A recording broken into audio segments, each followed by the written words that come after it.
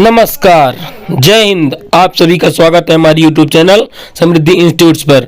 आइए हम आप लोगों के लिए पुनः लेकर के आ गए हैं बाल विकास की क्लास। तो आप लोग अपनी तैयारी कैसे कर रहे हैं? यदि आप लोग अपनी अच्छी तैयारी कर रहे हैं, आपके पास बहुत कम समय बचा है, अपनी तैयारी और मजबूत करने के लिए हमारे चैनल को सब्सक्राइब करें, लाइक करें, कमेंट करें। इसी तरह मैं आप लोगों के लिए बाल विकास की क्लास लाता रहूँगा और अच्छे से अच्छे सवाल करवाता रहूँगा। आप लोग पेन कापी लेकर के तैयार हो जाएं। अब हम शुरू करेंगे बाल विकास की क्लास में पहला सवाल। हमारा पहला सवाल कह रहा है कि आनुवांशिकता को सामाजिक डैश डैश सामाजिक संरचना माना गया है। जो आनुवांशिकता क्या होता है? जो बालक के अंदर माता पिता द्वारा उसमें समाहित होता है, जो गुण पाते हैं वो क्या है? आनुवांशिकता, वंशानुक्रम के माध्यम से आता है। अगर एक बालक का विकास होता है तो 50% पिता के पक्ष से आता है, 50% माता के पक्ष से आता है। ठीक है ना? जो कैसा होता है? गौण होता है, एक गात्यात्मक होता है, स्थिर होता है, प्राथमिक होता है। तो जो बालक के विकास में आ जाएगा आनुवांशिक रूप से, वह क्या हो जाएगा? स्थिर होता है। अगर किसी बालक की आंखें मंजी हैं या भूरी हैं तो उन पर वो हर जिंदगी भर उसके पूरे जीवन में उसी तरह रहेगा। ये कैसा होता है? स्थिर होता है। अब हम चलते हैं अपने अगले सवाल पर। हमारा अगला सवाल कह रहा है कि पियाजे के अनुसार विकास की पहली अवस्था के दौरान बच्चा डैश डैश सबसे बेहतर सीखता है। पियाजे ने 4 अवस्थाएं बताई हैं।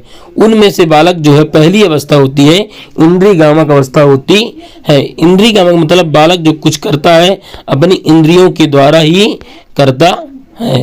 तो उनमें इंद्रियों का मतलब है कि निष्क्रिय शब्दों को समझने के द्वारा नहीं, गलत। अमूर्त तो अंतिम अवस्था होती है। भाषा के नए अर्जित ज्ञान के अनुप्रयोग द्वारा नहीं, इंद्रियों के प्रयोग द्वारा। इंद्रियगामक अवस्था तो कौन सी चलेगी? इंद्रियों के प्रयोग द्वारा। ऑप्शन नंबर डी हमारा सही हो जाएगा। हम चलते हैं अपने अगले सवाल पर। सीखने की वह सिद्धांत जो पूर्ण रूप से और केवल अवलोकनी व्यवहार पर आधारित है, सीखने के किस सिद्धांत से संबंध है? जो बालक सीखता है वह पूर्ण रूप से अवलोकनीय है, किसी का अवलोकन करके सीखता है। वह कैसा होता है? यदि बालक हमको देख करके पूरा हमारा अवलोकन करके सीखता है, वह कैसा होता है? विकासवादी होता है, व्यवहारवादी होता है, रचनावादी होता है, संज्ञावादी होता है। हमारा ऑप्शन नंबर बी जो है सही हो जाएगा, व्यवहारवादी होता है। जो बालक सीखता है किससे सीखता है? उसके व्यवहार से सीखता है। हम चलते हैं अपने अगले सवाल पर। हमारा अगला सवाल कह रहा है कि सिद्धांत के रूप में रचनावाद क्या है? रचनावाद क्या होता है? दुनिया के बारे में अपना दृष्टिकोण निर्मित करने में शिक्षार्थी की भूमिका पर बल देता है। सूचनाओं को याद करने और पुनः स्मरण द्वारा जांच करने पर बल देता है। शिक्षक की प्रभुत्वशाली भूमिका पर बल देता है। अनुकरण की भूमिका पर केंद्रित होता है। हमारा जो ऑप्शन नंबर ए है कह रहा है कि दुनिया के बारे में अपना दृष्टिकोण निर्मित करने में शिक्षार्थियों की भूमिका पर बल देता है। यह हमारा ऑप्शन नंबर ए सही हो जाएगा।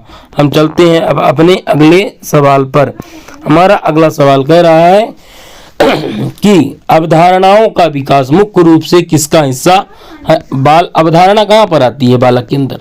अवधारणा जो है उसके मस्तिष्क पर आती है, बौद्धिक होती है। इसलिए हमारा ऑप्शन जो है ऑप्शन नंबर ए सही हो जाएगा कि अवधारणा का है बौद्धिक विकास है, ना कि शारीरिक है, ना सामाजिक है, ना संवेगात्मक है। ऑप्शन नंबर ए हमारा सही हो जाएगा। हम चलते हैं अगले सवाल पर।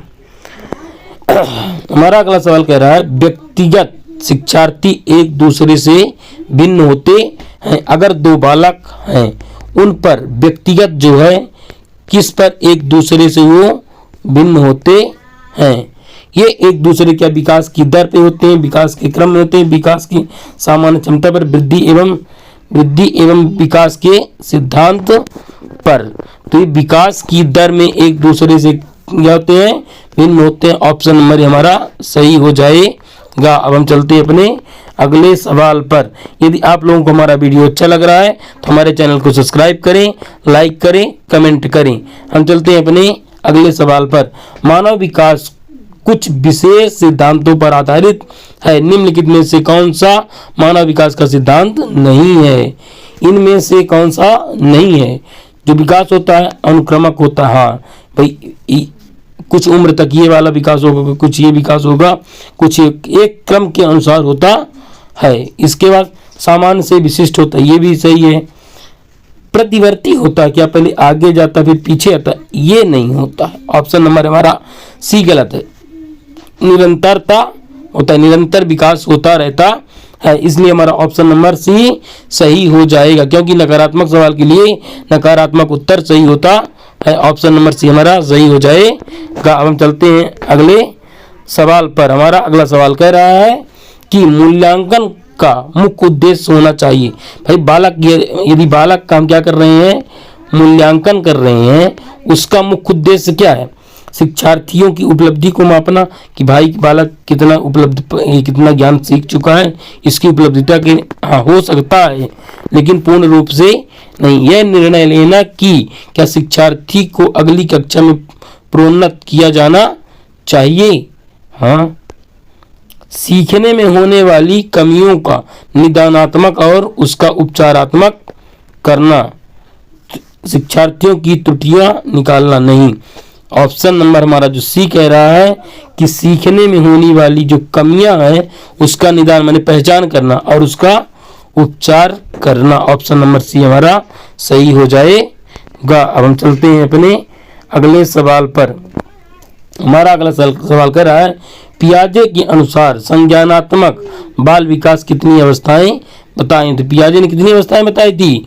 4 अवस्थाएं बताई हैं। नंबर 1 इंद्रियात्मक अवस्था, नंबर 2 पूर्व संक्रियात्मक अवस्था, नंबर 3 मूर्त संक्रियात्मक अवस्था, नंबर 4 अमूर्त संक्रियात्मक अवस्था।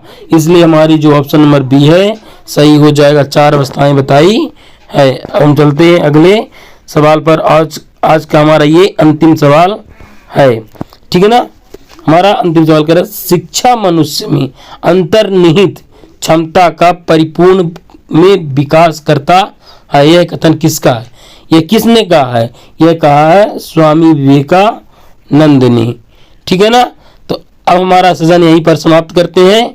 अगर हमारा वीडियो आप लोगों को अच्छा लग रहा है तो हमारे वीडियो को लाइक करें, कमेंट करें और सब्सक्राइब करके जाना है, ठीक है ना। नमस्कार, जय हिंद, जय भारत, धन्यवाद।